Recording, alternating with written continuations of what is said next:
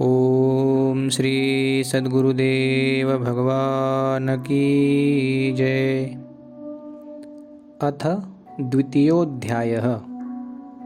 संजय उवाच तं तथा कृपयाविष्टमश्रुपूर्णाकुलेक्षणं विषीदन्तमिदं वाक्यमुवाच मधुसूदनः। संजय बोले, उस प्रकार करुणा से व्याप्त और आंसुओं से पूर्ण तथा व्याकुल नेत्रों वाले शोकयुक्त अर्जुन के प्रति भगवान मधुसूदन ने यह वचन कहा। श्री भगवानुवाच कुतस्त्वा कश्मलमिदं विषमे समुपस्थितम् अनार्यजुष्टमस्वर्ग्यमकीर्तिकरमर्जुन। श्री भगवान बोले, हे अर्जुन, तुझे इस असमय में यह मोह किस हेतु से प्राप्त हुआ? क्योंकि न तो यह श्रेष्ठ पुरुषों द्वारा आचरित है, न स्वर्ग को देने वाला है और न कीर्ति को करने वाला है। क्लैब्यं मास्मगमः पार्थ नैतत्त्वयुपपद्यते क्षुद्रं हृदय दौर्बल्यं त्यक्तोत्तिष्ठ परन्तप। इसलिए हे अर्जुन, नपुंसकता को मत प्राप्त हो। तुझमें यह उचित नहीं जान पड़ती। हे परंतप, हृदय की तुच्छ दुर्बलता को त्याग कर युद्ध के लिए खड़ा हो जा। अर्जुन उवाच कथं भीष्ममहं संख्ये द्रोणं च मधुसूदन ईशुभिः प्रतियोत्स्यामि पूजार्हा वरिसूदन। अर्जुन बोले, हे मधुसूदन, मैं रणभूमि में किस प्रकार बाणों से भीष्म पितामह और द्रोणाचार्य के विरुद्ध लड़ूंगा, क्योंकि हे अरिसूदन, वे दोनों ही पूजनीय है। गुरून् हत्वा हि महानुभावान् श्रेयो भोक्तुं भैक्षमपीह लोके हत्वार्थकामांस्तु गुरूनिहैव भुञ्जीय भोगान् रुधिरप्रदिग्धान्। इसलिए इन महानुभाव गुरुजनों को न मारकर मैं इस लोक में भिक्षा का अन्न भी खाना कल्याणकारक समझता हूँ, क्योंकि गुरुजनों को मारकर भी इस लोक में रुधिर से सने हुए अर्थ और काम रूप भोगों को ही तो भोगूंगा। न चैतद्विद्मः कतरन्नो गरीयो यद्वा जयेम यदि वा नो जयेयुः यानेव हत्वा न जिजीविषामस्तेव स्थिताः प्रमुखे धार्तराष्ट्राः। हम यह भी नहीं जानते कि हमारे लिए युद्ध करना और न करना इन दोनों में से कौन सा श्रेष्ठ है, अथवा यह भी नहीं जानते कि उन्हें हम जीतेंगे या हमको वे जीतेंगे। और जिनको मारकर हम जीना भी नहीं चाहते, वे ही हमारे आत्मीय धृतराष्ट्र के पुत्र हमारे मुकाबले में खड़े हैं।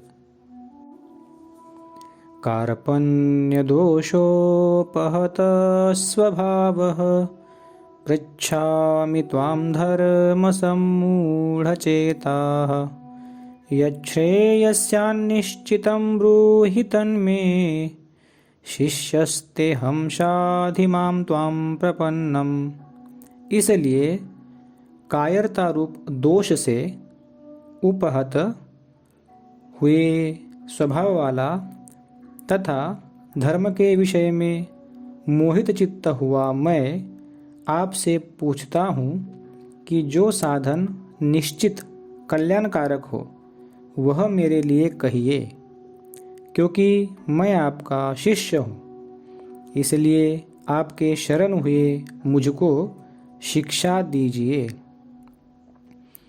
नहि प्रपश्यामि ममापनुद्याद् यच्छोकमुच्छोषणमिन्द्रियाणाम् अवाप्य भूमावसपत्नमृद्धं राज्यं सुराणामपि चाधिपत्यम। क्योंकि भूमि में निष्कंटक धन धान्य संपन्न राज्य को और देवताओं के स्वामीपने को प्राप्त होकर भी मैं उस उपाय को नहीं देखता हूँ जो मेरी इंद्रियों के सुखाने वाले शोक को दूर कर सके। संजय उवाच एवमुक्त्वा ऋषिकेशं गुडाकेशः परन्तप न योत्स्य इति गोविंद मुक्त्वा तूष्णीं बभूवः। संजय बोले, हे राजन, निद्रा को जीतने वाले अर्जुन अंतर्यामी श्री कृष्ण महाराज के प्रति इस प्रकार कहकर फिर श्री गोविंद भगवान से युद्ध नहीं करूँगा, यह स्पष्ट कहकर चुप हो गए। तमुवाच ऋषिकेशः प्रहसन्नीव भारत सेनयोरुभयोर्मध्ये विषीदन्तमिदं वचः। हे भरतवंशी धृतराष्ट्र, अंतर्यामी श्री कृष्ण महाराज दोनों सेनाओं के बीच में शोक करते हुए उस अर्जुन को हंसते हुए से यह वचन बोले। श्री भगवानुवाच अशोचानन्वशोचस्त्वं प्रज्ञावादांश्च भाषसे गतासूनगतासूंश्च नानुशोचन्ति पंडिताः। श्री भगवान बोले, हे अर्जुन, तू न शोक करने योग्य मनुष्यों के लिए शोक करता है और पंडितों के से वचनों को कहता है, परंतु जिनके प्राण चले गए हैं उनके लिए और जिनके प्राण नहीं गए हैं उनके लिए भी पंडित जन शोक नहीं करते। न त्वेवाहं जातुनासं न त्वं नेमे जनाधिपाः न चैव न भविष्याम सर्वे वयमतः परम। न तो ऐसा ही है कि मैं किसी काल में नहीं था, तू नहीं था, अथवा ये राजा लोग नहीं थे, और न ऐसा ही है कि इससे आगे हम सब नहीं रहेंगे। देहिनोऽस्मिन्यथा देहे कौमारं यौवनं जरा तथा देहान्तरप्राप्तिर्धीरस्तत्र न मुह्यति। जैसे जीवात्मा की इस देह में बालकपन, जवानी और वृद्धावस्था होती है, वैसे ही अन्य शरीर की प्राप्ति होती है। उस विषय में धीर पुरुष मोहित नहीं होता। मात्रा स्पर्शास्तु कौन्तेय शीतोष्ण सुख दुःखदाः आगमापायिनो नित्यास् तांस्ति तितिक्षस्व भारत। हे कुंती पुत्र, सर्दी गर्मी और सुख दुख देने वाले इंद्रिय और विषयों के संयोग तो उत्पत्ति विनाशशील और अनित्य है। इसलिए हे भारत, उनको तू सहन कर। यम ही न व्यथयन्ते ते पुरुषं पुरुषर्षभ समदुःख सुखम धीरम सोमृतत्वाय कल्पते। क्योंकि हे पुरुष श्रेष्ठ, दुख सुख को समान समझने वाले जिस धीर पुरुष को ये इंद्रिय और विषयों के संयोग व्याकुल नहीं करते, वह मोक्ष के योग्य होता है। नासतो विद्यते भावो ना भावो विद्यते सतः उभयोरपि दृष्टोऽन्तस्त्वनयोस्तत्त्वदर्शिभिः। असत वस्तु की तो सत्ता नहीं है और सत का अभाव नहीं है। इस प्रकार इन दोनों का ही तत्वज्ञानी पुरुषों द्वारा देखा गया है। अविनाशी तु तद्विद्धि येन सर्वमिदं ततं विनाशमव्ययस्यास्य न कश्चित् कर्तुमर्हति। नाश रहित तो तू उसको जान, जिससे यह संपूर्ण जगत दृश्य वर्ग व्याप्त है। इस अविनाशी का विनाश करने में कोई भी समर्थ नहीं है। अंतवंत इमे देहा नित्यस्योक्तः शरीरिणः अनाशिनो प्रमेयस्य तस्माद्युध्यस्व भारत। इस नाश रहित अप्रमेय नित्य स्वरूप जीवात्मा के ये सब शरीर नाशवान कहे गए हैं। इसलिए हे भरतवंशी अर्जुन, तू युद्ध कर। य एनं वेत्ति हन्तारं यश्चैनं मन्यते हतम् उभौ तौ न विजानीतो नायं हन्ति न हन्यते।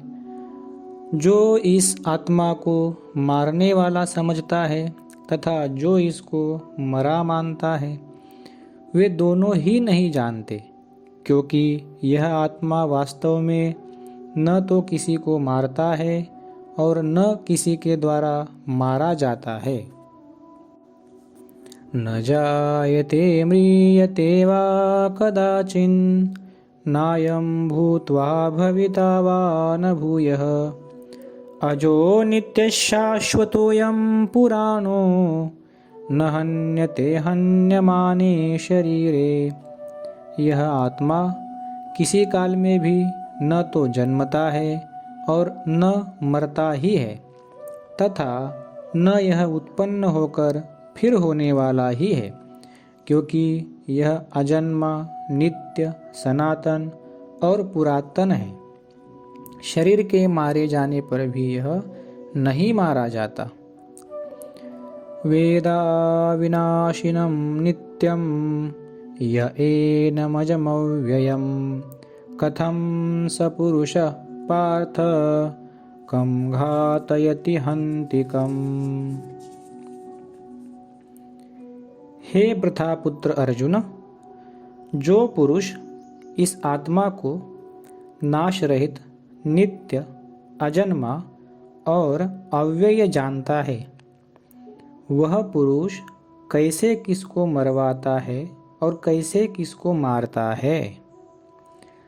वासांसि जीर्णानि यथा विहाय नवानि गृह्णाति नरोपराणि तथा शरीराणि विहाय जीर्णा न्यन्यानि संयाति नवानि देहि। जैसे मनुष्य पुराने वस्त्रों को त्याग कर नए वस्त्रों को ग्रहण करता है, वैसे ही जीवात्मा पुराने शरीरों को त्याग कर नए शरीरों को प्राप्त होता है।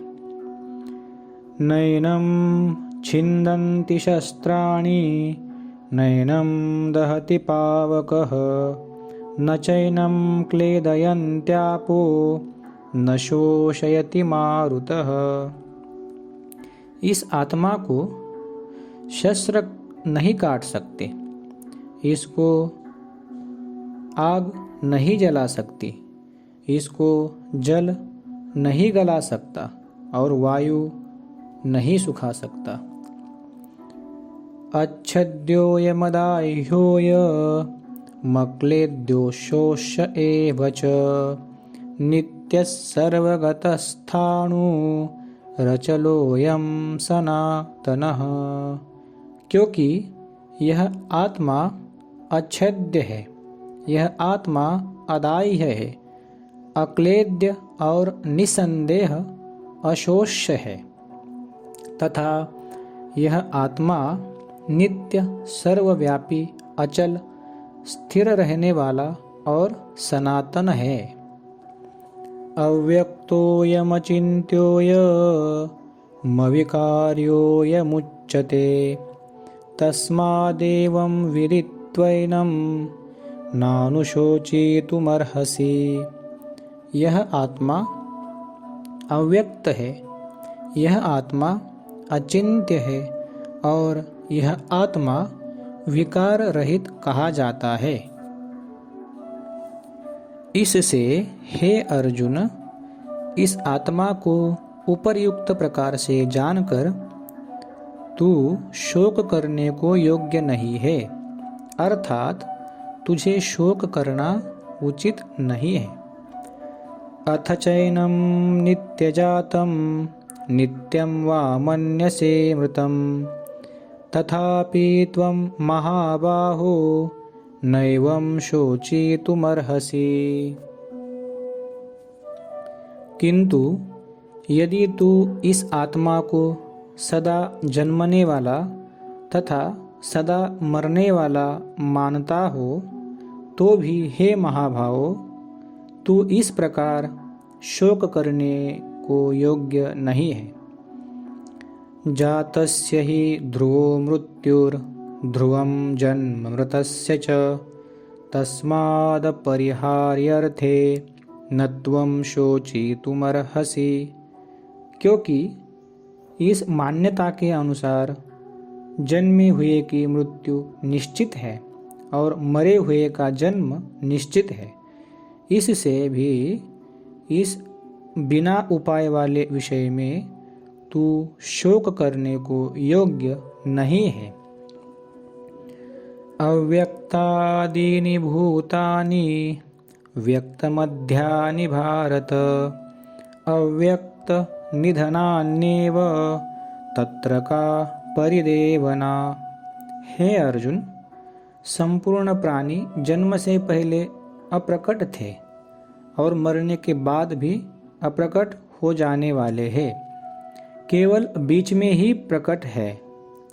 फिर ऐसी स्थिति में क्या शोक करना है। आश्चर्यवत् पश्यति कश्चिदेन माश्चर्यवद् वदति तथैव चान्यः आश्चर्यवच्चैन मन्यः शृणोति श्रुत्वाप्येनं वेद न चैव कश्चित्। कोई एक महापुरुष ही इस आत्मा को आश्चर्य की भांति देखता है और वैसे ही दूसरा कोई महापुरुष ही इसके तत्व का आश्चर्य की भांति वर्णन करता है तथा दूसरा कोई अधिकारी पुरुष ही इसे आश्चर्य की भांति सुनता है और कोई कोई तो सुनकर भी इसको नहीं जानता। देहि नित्यमवध्योऽयं देहे सर्वस्य भारत तस्मात् सर्वाणि भूतानि न त्वं शोचितुमर्हसि। हे अर्जुन, यह आत्मा सबके शरीरों में सदा ही अवध्य है, जिसका वध नहीं किया जा सकता। इस कारण संपूर्ण प्राणियों के लिए तू शोक करने के योग्य नहीं है। स्वधर्ममपि चावेक्ष्य न विकम्पितुमर्हसि। धर्म्याद्धि युद्धात् श्रेयोऽन्यत् क्षत्रियस्य न विद्यते। तथा अपने धर्म को देखकर भी तू भय करने योग्य नहीं है, अर्थात तुझे भय नहीं करना चाहिए, क्योंकि क्षत्रिय के लिए धर्मयुक्त युद्ध से बढ़कर दूसरा कोई कल्याणकारी कर्तव्य नहीं है। यदृच्छया चोपपन्नं स्वर्गद्वारमपावृतं सुखिनः क्षत्रियाः पार्थ लभन्ते युद्धमीदृशम्। हे पार्थ, अपने आप प्राप्त हुए और खुले हुए स्वर्ग के द्वार रूप इस प्रकार के युद्ध को भाग्यवान क्षत्रिय लोग ही पाते हैं। अथ चेत्त्वमिमं धर्म्यं संग्रामं न करिष्यसि ततः स्वधर्मं कीर्तिं च हित्वा पापमवाप्स्यसि। किंतु यदि तू इस धर्मयुक्त युद्ध को नहीं करेगा तो स्वधर्म और कीर्ति को खोकर पाप को प्राप्त होगा। अकीर्तिं चापि भूतानि कथयिष्यन्ति ते व्ययाम् संभावितस्य चाकीर्तिर्मरणादतिरिच्यते। तथा सब लोग तेरी बहुत काल तक रहने वाली अपकीर्ति का भी कथन करेंगे, और माननीय पुरुष के लिए अपकीर्ति मरण से भी बढ़कर है। भयाद्रणादुपरतं मंस्यन्ते त्वां महारथाः येषां च त्वं बहुमतो भूत्वा यास्यसि लाघवम्। और जिनकी दृष्टि में तू पहले बहुत सम्मानित होकर अब लघुता को प्राप्त होगा, वे महारथी लोग तुझे भय के कारण युद्ध से हटा हुआ मानेंगे। अवाच्य वादांश्च बहून् वदिष्यन्ति तवाहिताः निन्दन्तस्तव सामर्थ्यं ततो दुःखतरं नु किम्। तेरे वैरी लोग तेरे सामर्थ्य की निंदा करते हुए तुझे बहुत से न कहने योग्य वचन भी कहेंगे। उससे अधिक दुख और क्या होगा। हतो वा प्राप्स्यसि स्वर्गं जित्वा वा भोक्ष्यसे महीम् तस्मादुत्तिष्ठ कौन्तेय युद्धाय कृतनिश्चयः। या तो तू युद्ध में मारा जाकर स्वर्ग को प्राप्त होगा, अथवा संग्राम में जीतकर पृथ्वी का राज्य भोगेगा। इस कारण हे अर्जुन, तू युद्ध के लिए निश्चय करके खड़ा हो जा। सुख दुखे समे कृत्वा लाभालाभौ जयाजयो ततो युद्धाय युज्यस्व नैवं पापमवाप्स्यसि। जय पराजय, लाभ हानि, सुख और दुख को समान समझकर उसके बाद युद्ध के लिए तैयार हो जा। इस प्रकार युद्ध करने से तू पाप को प्राप्त नहीं होगा। एषा ते भीता सांख्ये बुद्धिर्योगे त्विमां शृणु बुद्ध्या युक्तो यया पार्थ कर्मबंधं प्रहास्यसि। हे पार्थ, यह बुद्धि तेरे लिए ज्ञान योग के विषय में कही गई है और अब तू इसको कर्म योग के विषय में सुन। जिस बुद्धि से युक्त हुआ तू कर्मों के बंधन को भली भांति त्याग देगा, अर्थात सर्वथा नष्ट कर डालेगा। नेहाभिक्रमनाशोऽस्ति प्रत्यवायो न विद्यते स्वल्पमप्यस्य धर्मस्य त्रायते महतो भयात्। इस कर्म योग में आरंभ का अर्थात बीज का नाश नहीं है और उल्टा फल रूप दोष भी नहीं है, बल्कि इस कर्म योग रूप धर्म का थोड़ा सा भी साधन जन्म मृत्यु रूप महान भय से रक्षा कर लेता है। व्यवसायात्मिका बुद्धि रेकेह कुरु नंदन बहुशाखा ह्यनंताश्च बुद्धयो व्यवसायिनाम। हे अर्जुन, इस कर्म योग में निश्चयात्मिका बुद्धि एक ही होती है, किंतु अस्थिर विचार वाले विवेकहीन सकाम मनुष्यों की बुद्धियाँ निश्चय ही बहुत भेदों वाली और अनंत होती है। यामिमां पुष्पितां वाचं प्रवदन्त्यविपश्चितः वेदवादरता पार्थ नान्यदस्तीति वादिनः कामात्मानः स्वर्गपरा जन्मकर्मफलप्रदां क्रियाविशेषबहुलां भोगैश्वर्यगतिं प्रति भोगैश्वर्यप्रसक्तानां तया परतचेतसां व्यवसायात्मिका बुद्धि समाधौ न विधीयते। हे अर्जुन, जो भोगों में तन्मय हो रहे हैं, जो कर्म फल के प्रशंसक वेद वाक्यों में ही प्रीति रखते हैं, जिनकी बुद्धि में स्वर्ग ही परम प्राप्य वस्तु है और जो स्वर्ग से बढ़कर दूसरी कोई वस्तु ही नहीं है, ऐसा कहने वाले हैं, वे अविवेकी जन इस प्रकार की जिस पुष्पित अर्थात दिखाऊ शोभायुक्त वाणी को कहा करते हैं, जो कि जन्म रूप कर्म फल देने वाली एवं भोग तथा ऐश्वर्य की प्राप्ति के लिए नाना प्रकार की बहुत सी क्रियाओं का वर्णन करने वाली है, उस वाणी द्वारा जिनका चित्त हर लिया गया है, जो भोग और ऐश्वर्य में अत्यंत आसक्त है, उन पुरुषों की परमात्मा में निश्चयात्मिका बुद्धि नहीं होती। त्रैगुण्य विषया वेदा निस्त्रैगुण्यो भवार्जुन निर्द्वन्द्व नित्यसत्वस्थो निर्योगक्षेम आत्मवान।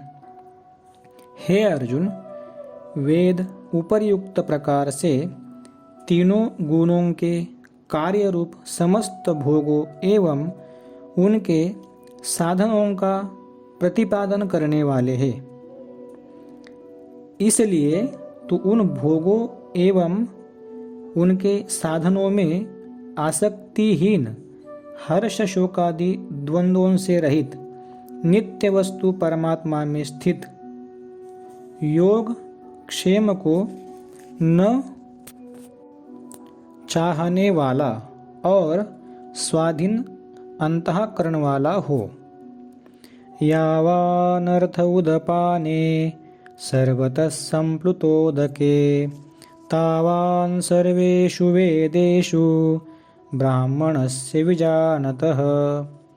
सब ओर से परिपूर्ण जलाशय के प्राप्त हो जाने पर छोटे जलाशय में मनुष्य का जितना प्रयोजन रहता है, ब्रह्म को तत्व से जानने वाला ब्राह्मण का समस्त वेदों में उतना ही प्रयोजन रह जाता है।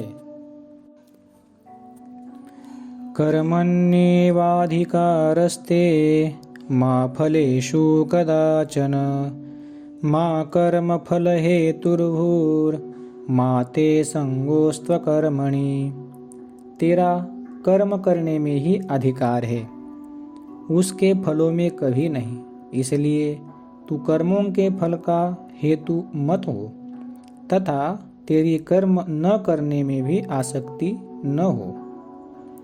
योगस्थः कुरु कर्माणि संगं त्यक्त्वा धनंजय सिद्ध्यसिद्ध्यौ समो भूत्वा समत्वं योग उच्यते।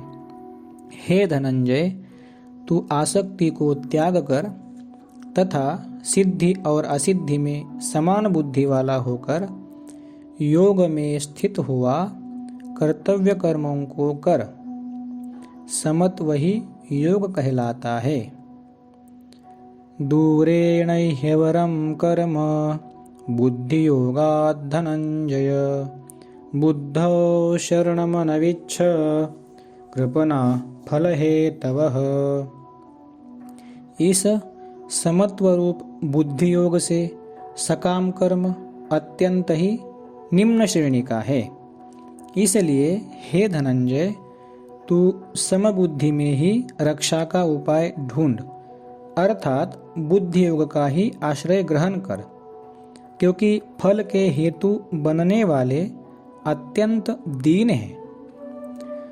बुद्धियुक्तो जहातीह उभे सुकृत दुष्कृते तस्माद्योगाय युज्यस्व योग कर्म सुकौशलम।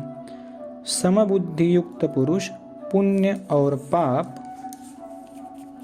दोनों को इसी लोक में त्याग देता है, अर्थात उनमें मुक्त हो जाता है। इससे तू समत्व रूप योग में लग जा। यह समत्व रूप योग ही कर्मों में कुशलता है, अर्थात कर्म बंधन से छूटने का उपाय है। कर्मजं बुद्धियुक्ता हि फलं त्यक्त्वा मनीषिणः जन्मबन्ध विनिर्मुक्ता पदं गच्छन्त्यनामयम्। क्योंकि समबुद्धि से युक्त ज्ञानी जन कर्मों से उत्पन्न होने वाले फल को त्याग कर जन्म रूप बंधन से मुक्त हो निर्विकार परम पद को प्राप्त हो जाते हैं। यदा ते मोहकलिलं बुद्धिर्व्यतितरिष्यति तदा गन्तासि निर्वेदं श्रोतव्यस्य श्रुतस्य च। जिस काल में तेरी बुद्धि मोह रूप दलदल को भली भांति पार कर जाएगी, उस समय तू सुने हुए और सुनने में आने वाले इस लोक और परलोक संबंधी सभी भोगों से वैराग्य को प्राप्त हो जाएगा। श्रुतिवि प्रतिपन्ना ते यदा स्थास्यति निश्चला समाधावचला बुद्धिस्तदा योगमवाप्स्यसि। भांति भांति के वचनों को सुनने से विचलित हुई तेरी बुद्धि जब परमात्मा में अचल और स्थिर ठहर जाएगी, तब तू योग को प्राप्त हो जाएगा, अर्थात तेरा परमात्मा से नित्य संयोग हो जाएगा। अर्जुन उवाच स्थितप्रज्ञस्य का भाषा समाधिस्थस्य केशव स्थितधिः किं प्रभाषेत किमासीत व्रजेत किम। अर्जुन बोले, हे केशव, समाधि में स्थित परमात्मा को प्राप्त हुए स्थिर बुद्धि पुरुष के क्या लक्षण है? वह स्थिर बुद्धि पुरुष कैसे बोलता है, कैसे बैठता है और कैसे चलता है? श्री भगवानुवाच प्रजहाति यदा कामान् सर्वान् पार्थ मनोगतान् आत्मन्येवात्मना तुष्टः स्थितप्रज्ञस्य दोच्यते। श्री भगवान बोले, हे अर्जुन, जिस काल में यह पुरुष मन में स्थित संपूर्ण कामनाओं को भली भांति त्याग कर देता है और आत्मा से आत्मा में ही संतुष्ट रहता है, उस काल में वह स्थितप्रज्ञ कहा जाता है। दुःखेष्वनुद्विग्नमनास् सुखेषु विगतस्पृहः वीतरागभयक्रोधः स्थितधीर्मुनिरुच्यते। दुखों की प्राप्ति होने पर जिसके मन में उद्वेग नहीं होता, सुखों की प्राप्ति में जो सर्वथा निस्पृह है तथा जिसके राग, भय और क्रोध नष्ट हो गए हैं, ऐसा मुनि स्थिर बुद्धि कहा जाता है। यस्सर्वत्रानभिस्नेहस् तत्तत्प्राप्य शुभाशुभं नाभिनन्दति न द्वेष्टि तस्य प्रज्ञा प्रतिष्ठिता। जो पुरुष सर्वत्र स्नेह रहित हुआ, उस शुभ या अशुभ वस्तु को प्राप्त होकर न प्रसन्न होता है और न द्वेष करता है, उसकी बुद्धि स्थिर है। यदा संहरते चायं कूर्मोऽङ्गानीव सर्वशः इन्द्रियाणीन्द्रियार्थेभ्यस्तस्य प्रज्ञा प्रतिष्ठिता।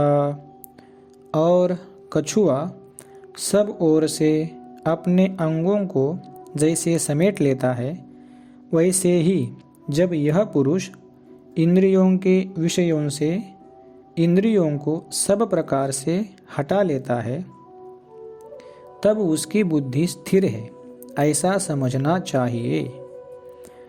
विषया विनिवर्तन्ते निराहारस्य देहिनः रसवर्जं रसोऽप्यस्य परम दृष्ट्वा निवर्तते। इंद्रियों के द्वारा विषयों को ग्रहण न करने वाले पुरुष के भी केवल विषय तो निवृत्त हो जाते हैं, परंतु उनमें रहने वाली आसक्ति निवृत्त नहीं होती। इस पुरुष की तो आसक्ति भी परमात्मा का साक्षात्कार करके निवृत्त हो जाती है। यततो ह्यपि कौन्तेय पुरुषस्य विपश्चितः इंद्रियाणि प्रमाथीनि हरन्ति प्रसभं मनः। हे अर्जुन, आसक्ति का नाश न होने के कारण ये प्रमथन स्वभाव वाली इंद्रियां यत्न करते हुए बुद्धिमान पुरुष के मन को भी बलात् हर लेती है। तानि सर्वाणि संयम्य युक्तासीत मत्परः वशे हि यस्येन्द्रियाणि तस्य प्रज्ञा प्रतिष्ठिता। इसलिए साधक को चाहिए कि वह उन संपूर्ण इंद्रियों को वश में करके समाहित चित्त हुआ मेरे परायण होकर ध्यान में बैठे, क्योंकि जिस पुरुष की इंद्रियां वश में होती है उसी की बुद्धि स्थिर हो जाती है। ध्यायतो विषयान् पुंसः संगस्तेषुपजायते संगात् संजायते कामः कामात् क्रोधोऽभिजायते। विषयों का चिंतन करने वाले पुरुष की उन विषयों में आसक्ति हो जाती है, आसक्ति से उन विषयों की कामना उत्पन्न होती है और कामना में विघ्न पड़ने से क्रोध उत्पन्न होता है। क्रोधात् भवति सम्मोहः सम्मोहात् स्मृतिविभ्रमः स्मृतिभ्रंशात् बुद्धिनाशो बुद्धिनाशात् प्रणश्यति। क्रोध से अत्यंत मूढ़ भाव उत्पन्न हो जाता है, मूढ़ भाव से स्मृति में भ्रम हो जाता है, स्मृति में भ्रम हो जाने से बुद्धि अर्थात ज्ञान शक्ति का नाश हो जाता है और बुद्धि का नाश हो जाने से यह पुरुष अपनी स्थिति से गिर जाता है। रागद्वेष वियुक्तैस्तु विषयानिन्द्रियैश्चरन् आत्मवश्यैर्विधेयात्मा प्रसादमधिगच्छति। परंतु अपने अधीन किए हुए अंतःकरण वाला साधक अपने वश में की हुई राग द्वेष से रहित इंद्रियों द्वारा विषयों में विचरण करता हुआ अंतःकरण की प्रसन्नता को प्राप्त होता है। प्रसादे सर्वदुःखानां हानिरस्योपजायते प्रसन्नचेतसो ह्याशु बुद्धि पर्यवतिष्ठते। अंतःकरण की प्रसन्नता होने पर इसके संपूर्ण दुखों का अभाव हो जाता है और उस प्रसन्न चित्त वाले कर्मयोगी की बुद्धि शीघ्र ही सब ओर से हटकर एक परमात्मा में ही भली भांति स्थिर हो जाती है। नास्ति बुद्धिरयुक्तस्य न चायुक्तस्य भावना न चाभावयतः शांति रशांतस्य कुतः सुखम। न जीते हुए मन और इंद्रियों वाले पुरुष में निश्चयात्मिका बुद्धि नहीं होती और उस अयुक्त मनुष्य के अंतःकरण में भावना भी नहीं होती तथा भावनाहीन मनुष्य को शांति नहीं मिलती और शांति रहित मनुष्य को सुख कैसे मिल सकता है। इंद्रियाणाम ही चरताम यन्मनोनुविधीयते तदस्य हरति प्रज्ञाम वायुर्नावमिवाम्भसि। क्योंकि जैसे जल में चलने वाली नाव को वायु हर लेती है वैसे ही विषयों में विचरती हुई इंद्रियों में से मन जिस इंद्रिय के साथ रहता है वह एक ही इंद्रिय इस अयुक्त पुरुष की बुद्धि को हर लेती है। तस्माद्यस्य महाबाहो निगृहीतानि सर्वशः इंद्रियाणीन्द्रियार्थेभ्यः तस्य प्रज्ञा प्रतिष्ठिता। इसलिए हे महाबाहो, जिस पुरुष की इंद्रियों के विषयों से सब प्रकार निग्रह की हुई है उसी की बुद्धि स्थिर है। या निशा सर्वभूतानां तस्यां जागर्ति संयमी यस्यां जागृति भूतानि सा निशा पश्यतो मुनेः। संपूर्ण प्राणियों के लिए जो रात्रि के समान है उस नित्य ज्ञान स्वरूप परमानंद की प्राप्ति में स्थित प्रज्ञ योगी जागता है और जिस नाशवान सांसारिक सुख की प्राप्ति में सब प्राणी जागते हैं परमात्मा के तत्व को जानने वाले मुनि के लिए वह रात्रि के समान है। आपूर्यमाणमचल प्रतिष्ठम समुद्रमाप प्रविशन्ति यद्वत् तद्वत् कामायं प्रविशन्ति सर्वे स शान्तिमाप्नोति न कामकामी। जैसे नाना नदियों के जल सब ओर से परिपूर्ण अचल प्रतिष्ठा वाले समुद्र में उसको विचलित न करते हुए ही समा जाते हैं वैसे ही सब भोग जिस स्थित प्रज्ञ पुरुष में किसी प्रकार का विकार उत्पन्न किए बिना ही समा जाते हैं। वही पुरुष परम शांति को प्राप्त होता है, भोगों को चाहने वाला नहीं। विहाय कामान्यः सर्वान् पुमांश्चरति निःस्पृहः निर्ममो निरहंकारः स शान्तिमधिगच्छति। जो पुरुष संपूर्ण कामनाओं को त्याग कर ममता रहित, अहंकार रहित और स्पृहा रहित विचरता है वही शांति को प्राप्त होता है, अर्थात वह शांति को प्राप्त है। एषा ब्राह्मी स्थितिः पार्थ नैनां प्राप्य विमुह्यति स्थित्वा स्यामन्तकालेऽपि ब्रह्मनिर्वाणमृच्छति। हे अर्जुन, यह ब्रह्म को प्राप्त हुए पुरुष की स्थिति है। इसको प्राप्त होकर योगी कभी मोहित नहीं होता और अंतकाल में भी इस ब्राह्मी स्थिति में स्थित होकर ब्रह्मानंद को प्राप्त हो जाता है। ओम तत्सदिति श्रीमद्भगवद्गीता सूपनिषत्सु ब्रह्मविद्यायां योगशास्त्रे श्रीकृष्णार्जुनसंवादे सांख्ययोगो नाम द्वितीयोऽध्यायः। ओम श्री सद्गुरुदेव भगवान की जय।